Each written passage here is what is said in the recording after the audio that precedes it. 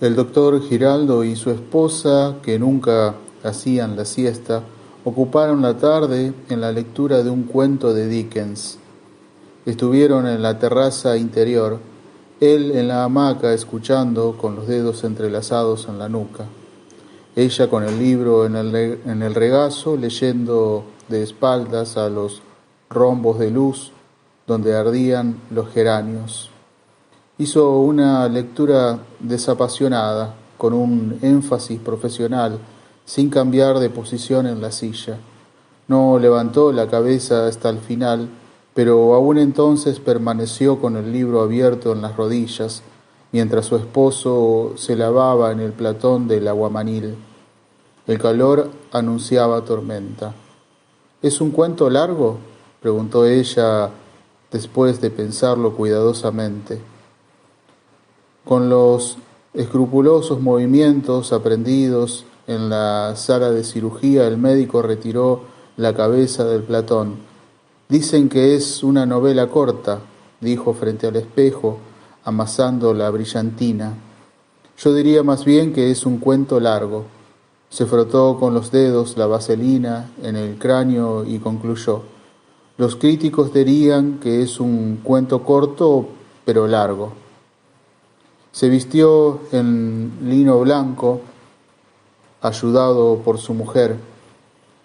Había podido confundirse con una hermana mayor no solo por la apacible devoción con que lo atendía, sino por la frialdad de los ojos que le hacían parecer una persona de más edad.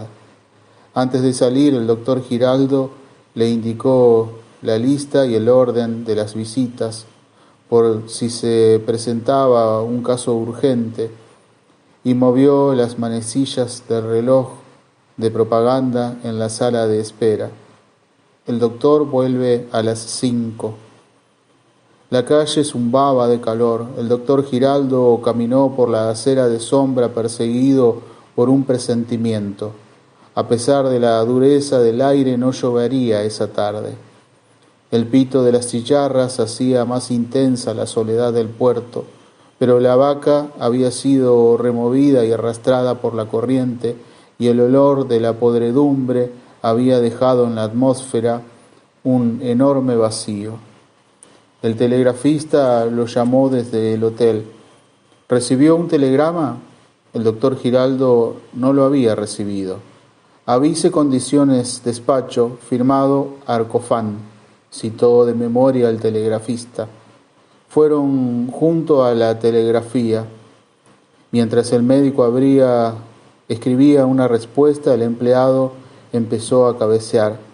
Es el ácido muriático, explicó el médico sin una gran convicción científica, y a pesar de su presentimiento agregó consoladoramente cuando acabó de escribir: tal vez llueva esta noche. El telegrafista contó las palabras. El médico no le puso atención. Estaba pendiente de un voluminoso libro abierto junto al manipulador. Preguntó si era una novela.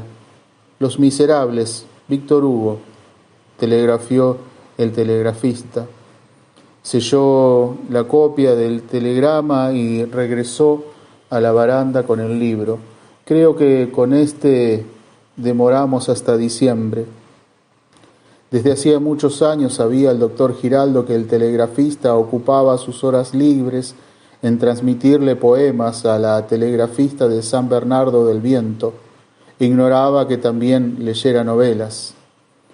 Ya esto es en serio, dijo hojeando el manoseado mamotreto que despertó en su memoria confusas emociones de adolescente. Alejandro Dumas sería más apropiado. A ella le gusta explicó el telegrafista. ¿Ya la conoces? El telegrafista negó con la cabeza. Pero es lo mismo, dijo. La reconocería en cualquier parte del mundo por los saltitos que da en la R. También aquella tarde reservó el doctor Giraldo una hora para don Sabas. Lo encontró exhausto en la cama, envuelto en una toalla desde la cintura. ¿Estaban buenos los caramelos?, preguntó el médico. Es el calor, se lamentó don Sabas, volviendo hacia la puerta su enorme cuerpo de abuela. Me puse la inyección después del almuerzo. El doctor Giraldo abrió el maletín en una mesa preparada junto a la ventana. Las chicharras pitaban en el patio y la habitación tenía una temperatura vegetal.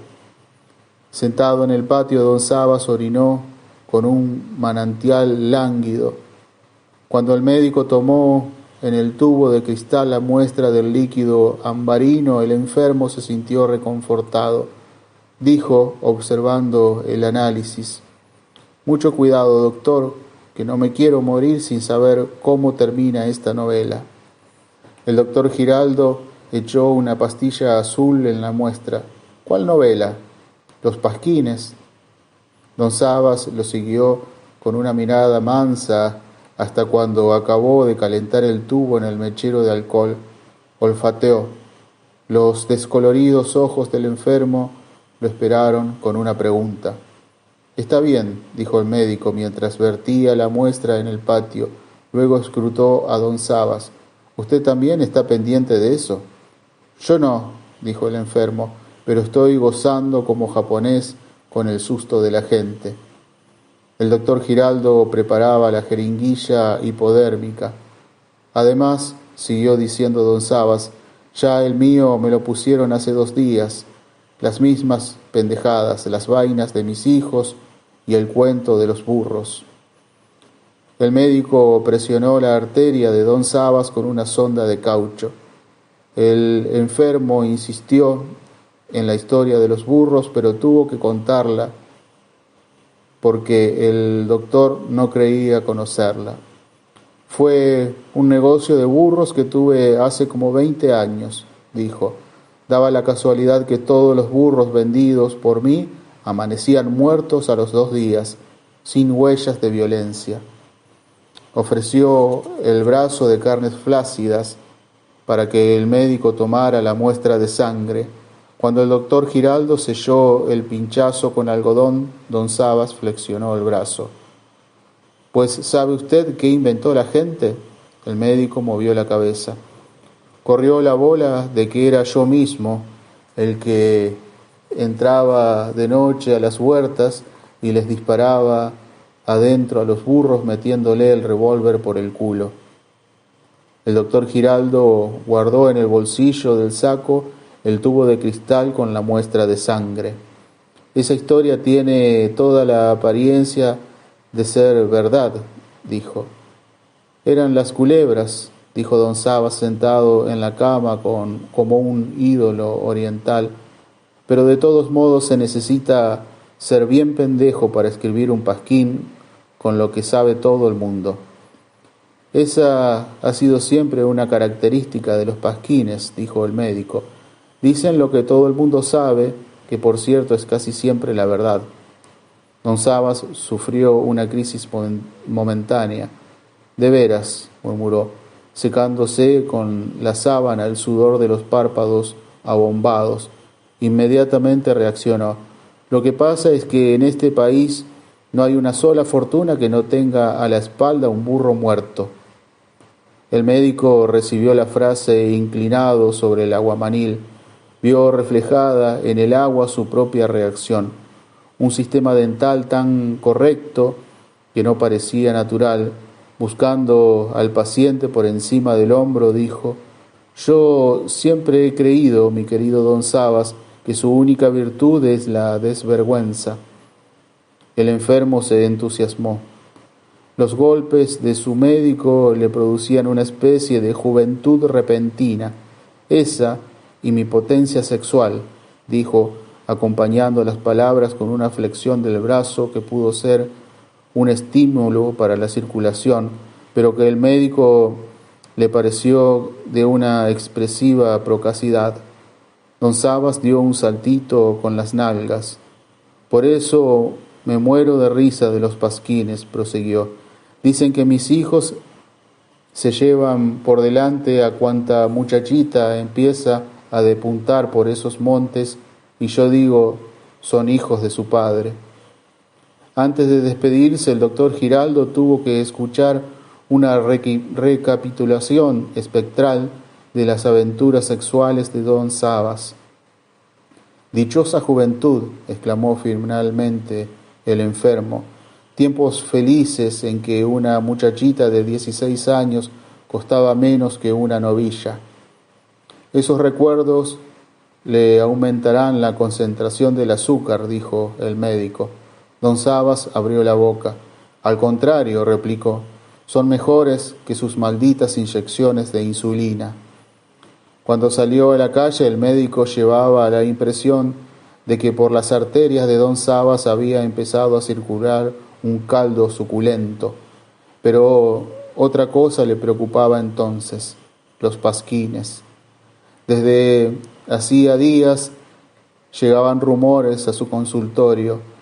Era tarde, después de la visita a don Sabas, cayó en la cuenta de que en realidad no había oído hablar de otra cosa desde hacía una semana.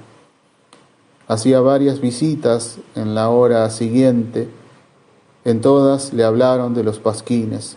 Escuchó los relatos sin hacer comentarios, aparentando una risueña indiferencia, pero en realidad tratando de llegar a una conclusión.